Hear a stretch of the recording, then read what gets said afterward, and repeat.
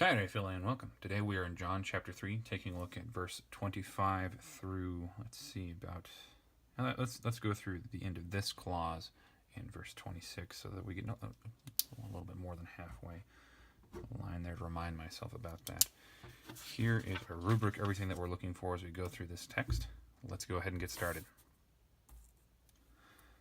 Egeneto un ze te sis ekton matheton Ioannou meta Iudaiou peri katharismou, kai elthen pros ton Ioannen kai epan autoi Rabbi, hos ein meta su peran tu Jordanou, hoi su mem marturekas.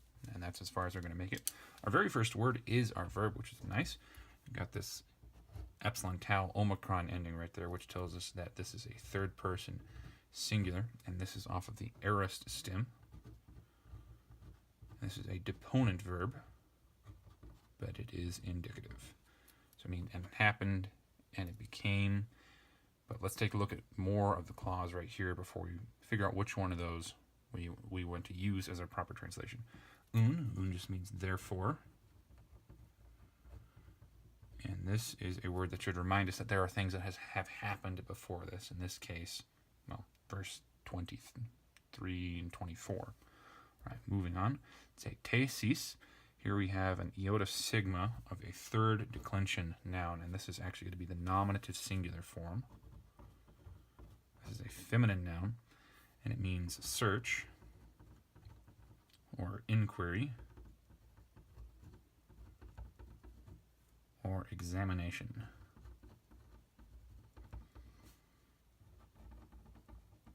Okay, so here we have our subject to go with that. So we'd say, therefore, a search happened, an inquiry happened, an examination happened.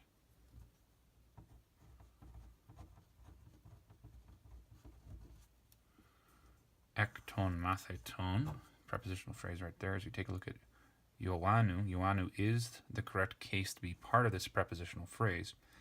However, if we were to include him as part of the prepositional phrase, then we'd have to treat these as owning John. So it'd be from or out of John of the disciples. But that doesn't make any sense, knowing that the context that we have from before, now going all the way back to chapter 1, essentially, it would make a lot more sense for it to be ton matheton of Ioannou. So that's how I'm going to treat it. Ek plus genitive, plural masculine, of or from the disciples. And then this is genitive singular masculine of John the Baptizer. Meta, we've got another prepositional phrase starting right here. Iudaiou, peri is another preposition, so we have to end this one here and start a new one. Meta is taking the genitive here. And this is singular and masculine because of that omicron upsilon right there. Peri, katharismou, since this is the end of the verse, this prepositional phrase has to end here. Peri is clearly also taking the genitive because the omicron upsilon right there. And that is a masculine word. So this one, meta, when it takes the genitive in its case, means with. And Iudaiou, here we have a singular person being spoken about, and this is a singular Jew. Peri, plus the genitive, means concerning. Katharismou, this word it means purification.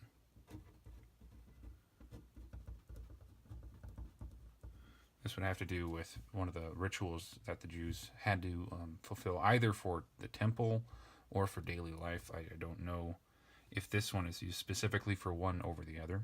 Since this is happening down by the Jordan River, I would assume it might be more likely this has to do with something to daily life, maybe something that the Pharisees set up, rather than something that has to do with the temple. Moving on to verse 26, Kai, coordinating conjunction. Eilthon, we've seen this one beforehand. We've got an omicron nu right there. This comes from erkomai, aleusmai, eilthon. So this could either be first person singular aorist or third person plural aorist. So we take a look ahead, proston Ioannein. So we've got a prepositional phrase pointing towards John. Epon, let's go ahead and tackle this one before we figure out which of the two it is for here. Alpha nu is our ending right there. And this is another aorist verb. Ape is our stem, and apon is the principal part from which it comes. So with the a in right there, that one is going to be third person plural, aorist, active, indicative. And since this one is plural, we should also take eilthon as plural.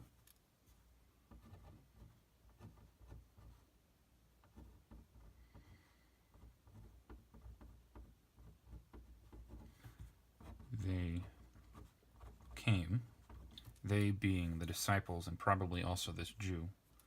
Proston Ioannein, this is plus the accusative. No, we don't need those C's. Singular and masculine. To or toward, showing direction. The particular, John Baptizer. And said, autoi, we've seen this one before, I don't need to parse it. It's just indirect object. To him. Start of quote. Rabbi. Since we have this word standing alone in the way that we've seen it used previously of Jesus, this one is going to be the vocative. They're going to be speaking directly to him. And this is also a word that doesn't decline in Greek, so we don't really have any other option anyway.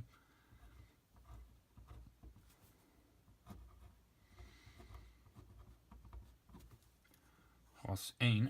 Ein is our verb here. We've seen it before. No need to parse it again. Hos comes from hos, he, ho. So this is the masculine, singular, nominative. Wrote those backwards again. Not that it matters. Who was, meta, prepositional phrase. Su is here in the genitive form. This is singular, masculine, feminine, or neuter. All three of them use the same forms. Peron does not allow for this to continue. Genitive, as we said before, means with. And su is our personal pronoun, you. Peron is actually an adverb. However, it is an adverb that is quite often used with the genitive, showing a location where. Peron means across or on the other side.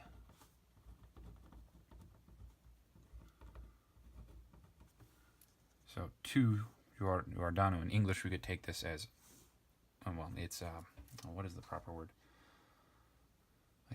Genitive of specification, I suppose, might be the proper term for it as we would use it in English. So genitive, singular, and masculine, I want to say. Oh yeah, because the article has to be masculine. Or I suppose neuter. Giordanos or Giordanon. I do not know. So I'm actually going to leave this open as masculine or neuter, and I will fix it in the notes of the Jordan.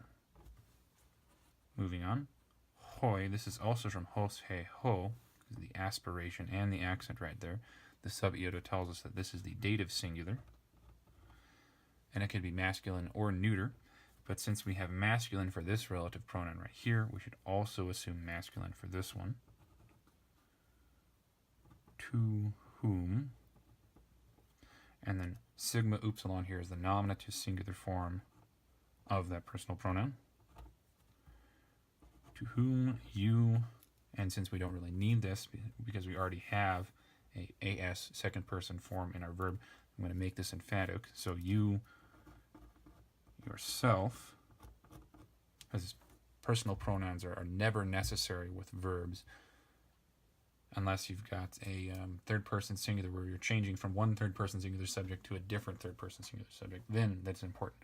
With the second person, if we have the personal pronoun in there, we know it's going to be emphatic. There's going to be a lot more oomph behind it, if you will. So we've got reduplication here, mema. So we know that this is going to be the perfect stem. That kappa right there confirms it for us. AS is our second person singular. Perfect is active. And it is indicative. To whom you yourself witnessed or have witnessed. And that's as far as we're going to make it today. Let's go ahead and take a look at this in its own context.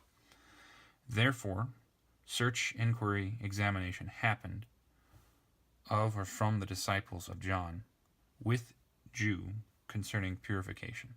And we could probably throw in some indefinite articles here, since that would make the English flow a little bit better, and especially since it is very unclear exactly who. Now, John we know is going to be particular, because we've got articles later on with his name, like, ready to go. Right there we know it's particular John, so we don't want an indefinite article with him. The disciples, that doesn't matter because they have an article with them. But the search is an indefinite search, even though the topic itself we know what it is. And this is an indefinite Jew. This may be our writer here, John, keeping the identity of this Jew safe so that he doesn't get in trouble with anybody. Or maybe it doesn't matter that much. Moving on. So we could say a search with a Jew concerning purification. And they came to this particular John, and they said to him, Rabbi, who was with you across the Jordan, or on the other side of the Jordan, to whom you yourself have witnessed? And then we'll figure out who that is and what the rest of the circumstances are around that next week. Thank you very much for joining me. I hope taking a look at this has been helpful for you, and I hope that you have a very good day. Farewell. Hey, not asleep yet? That's okay. I've got tons of other videos that are equally sleep-inducing. Check them out. Alternatively, you could take a look at this video over here.